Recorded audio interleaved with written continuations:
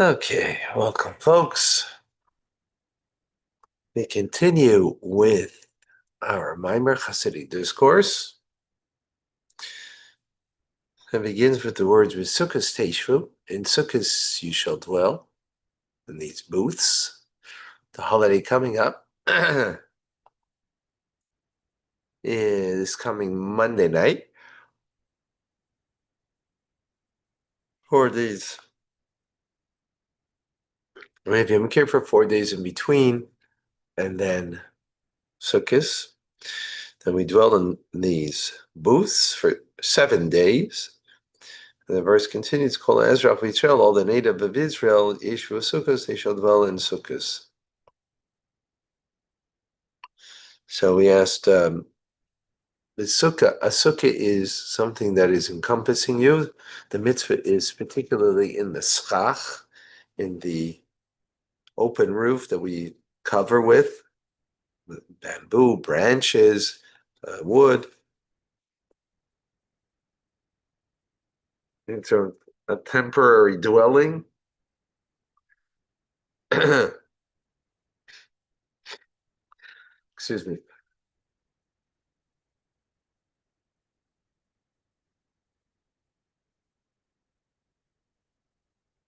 And at the same time, the verse says, Teshvu, you should dwell. Dwell means to dwell from in, to make it settled from in, meaning that it becomes internalized. So we have two opposite ideas over here. That's what we're going to focus in on now.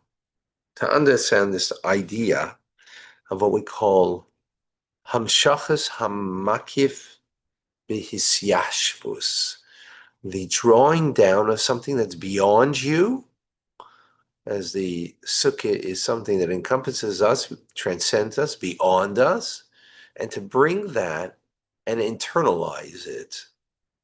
And those are what the two words signify.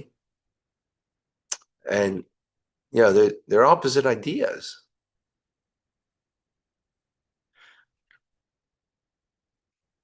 They're opposite ideas. So what does this mean in our divine service? Now, everything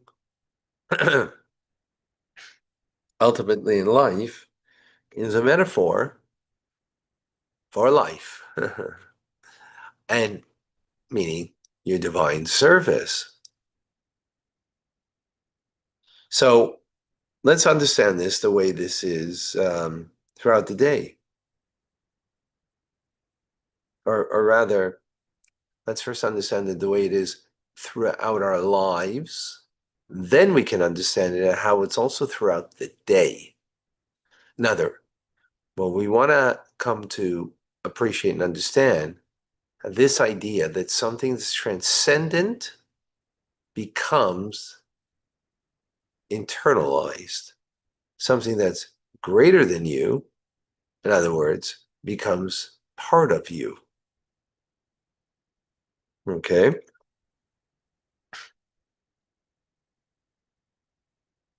Now, even though, the verse says, in Sukkah you shall dwell for the 7 days, so it's, it's specifically talking about the holiday of Sukkot, that this idea is being reflected. But Torah speaks in general terms that are all, or rather in specific terms that also include generalities, right? In other words, this idea doesn't just exist in Sukkot. We have a sampling of this throughout the entire year.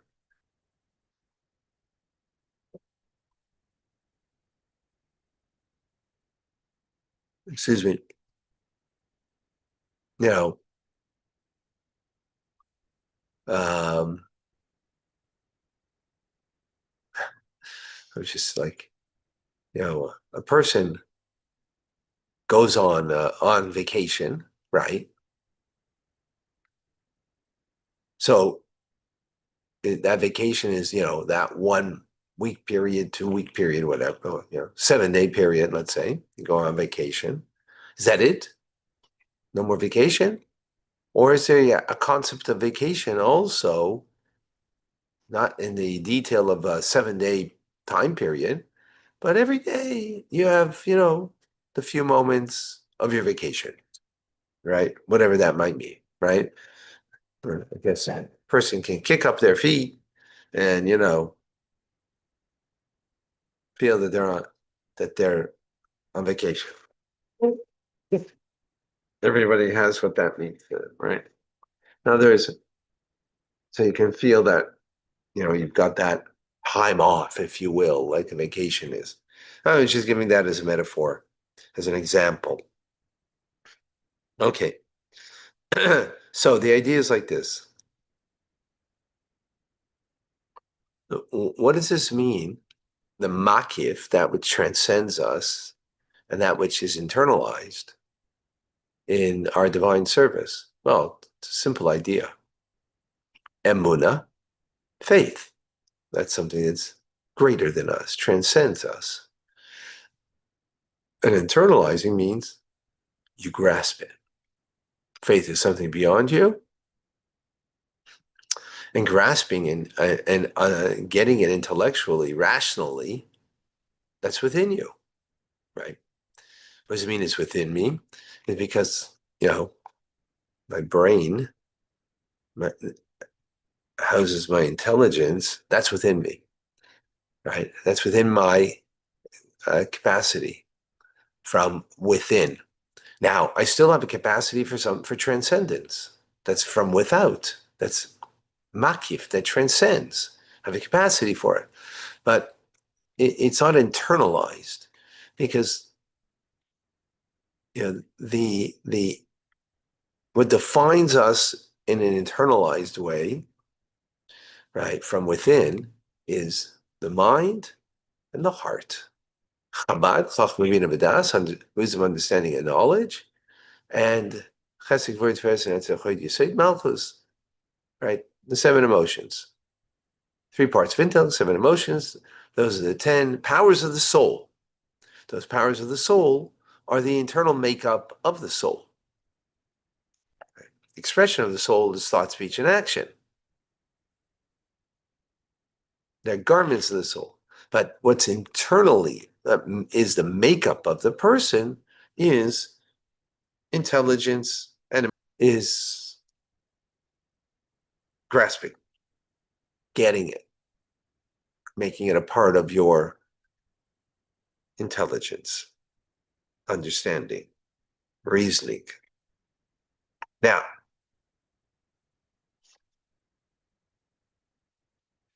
so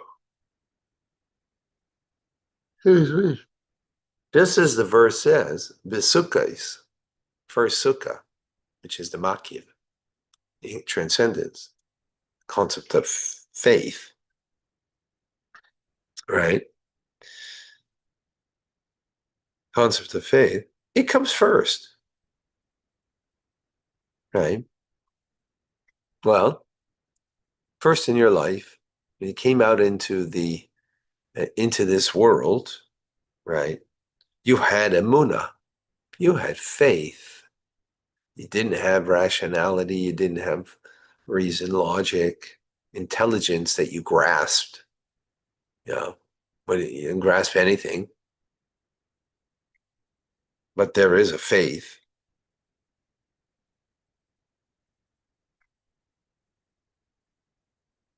Right?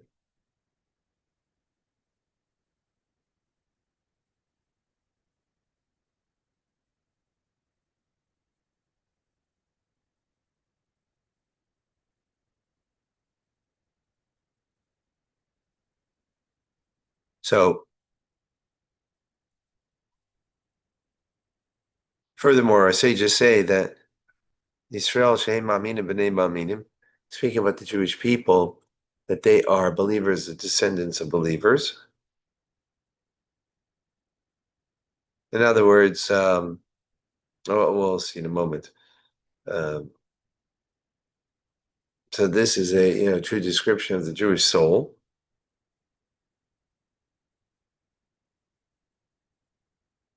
Now, when a child comes to the age of chinuch, education, and then it comes, you know, and they come to a capability of having understanding, right? First,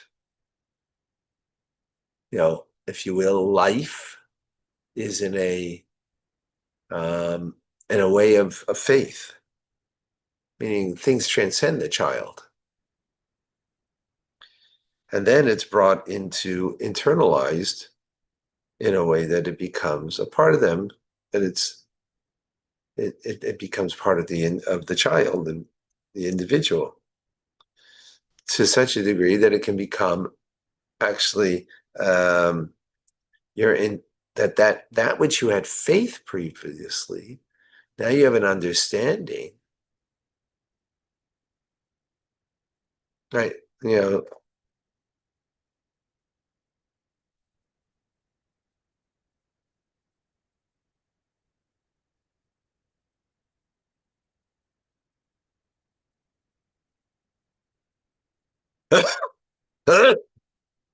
Excuse me.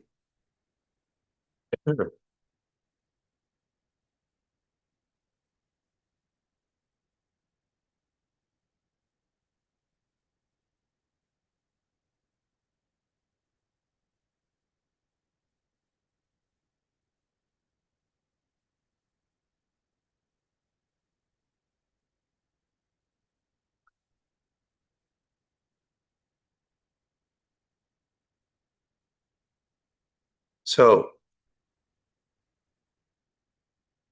and every human being to come into this world to have faith, right?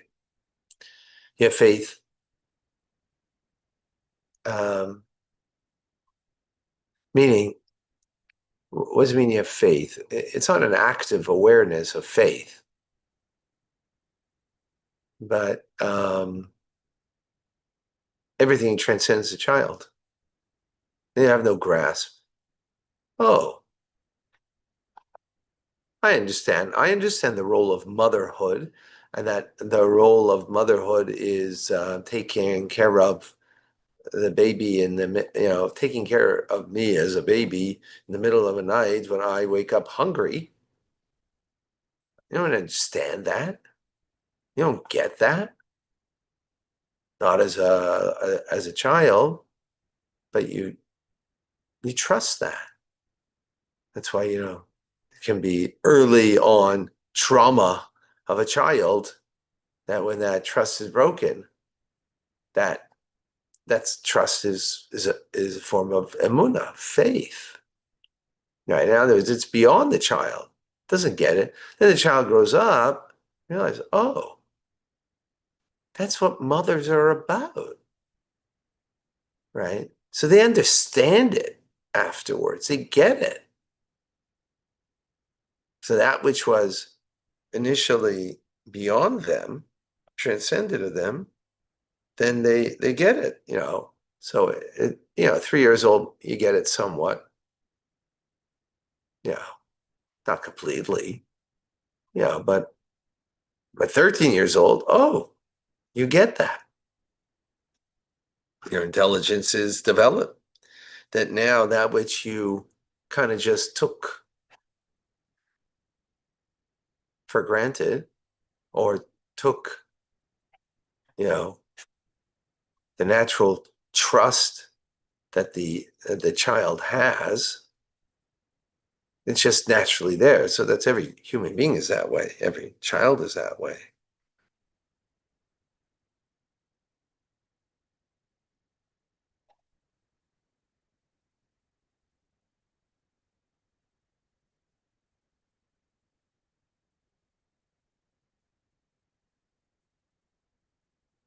Hmm.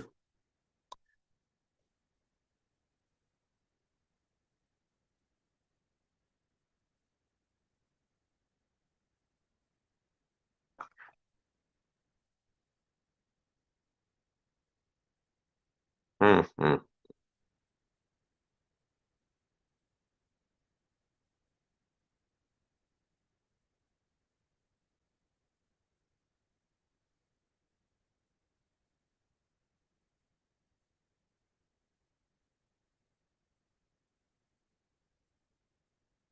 Okay, 1 second is.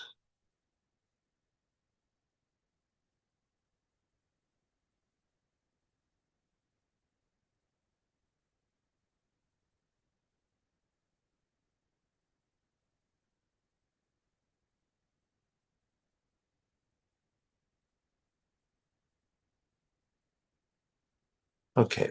Now, here when in Amuna says there's Amuna that I just described as sort of like, in, let's say, in being fed, but the being fed, right? That you trusted your mother. So,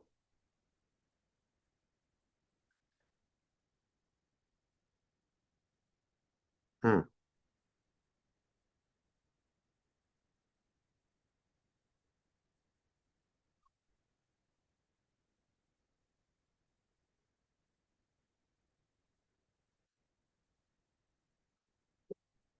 So humanly, the difference between human Amuna is natural human is that there'll be in things that are like, mother's going to feed me. There's a trust in that. In actual, things. And then from there, they can come to understand that and then develop faith that's beyond them. So it's develop faith.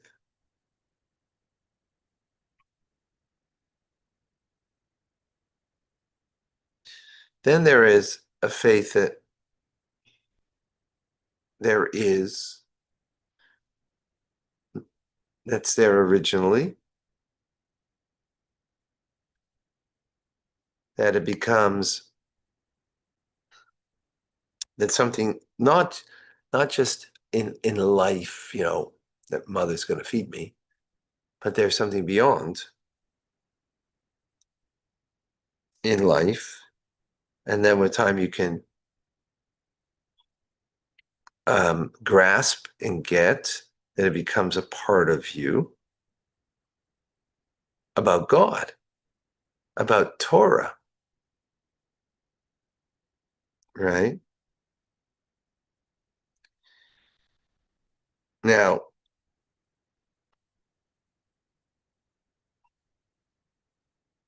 but it says interesting about Moses, Moshe Rabbeinu,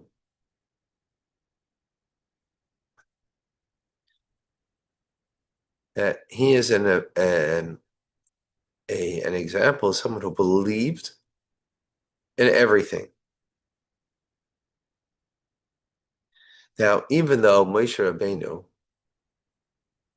what does it mean he believed in everything?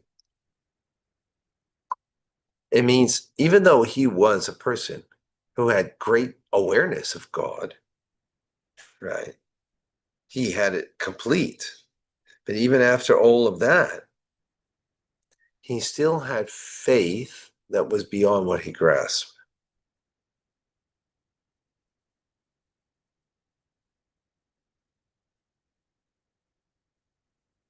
On the contrary, the only reason he grasped anything and he internalized anything is because it was based on faith.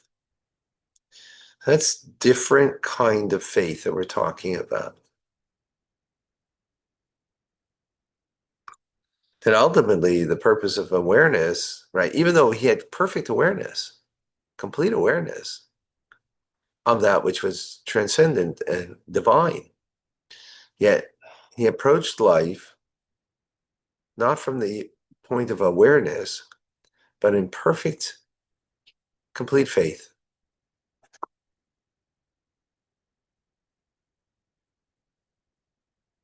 No, like for example, food's in front of you. Do you have to have faith that God's going to take care of you now? So, from a human perspective, you wouldn't. From the divine, godly perspective, you would. Even believing that right now What do you mean? I've got my food right in front of me. What do I need to believe for? I need to make a blessing. I need to, it has to be kosher. I have to thank God, so on and so forth. No, this kind of person is, even when it's before them, it's they still have complete faith and trust in God taking care of them. Not that, okay, I'm going to develop this idea further, but that's the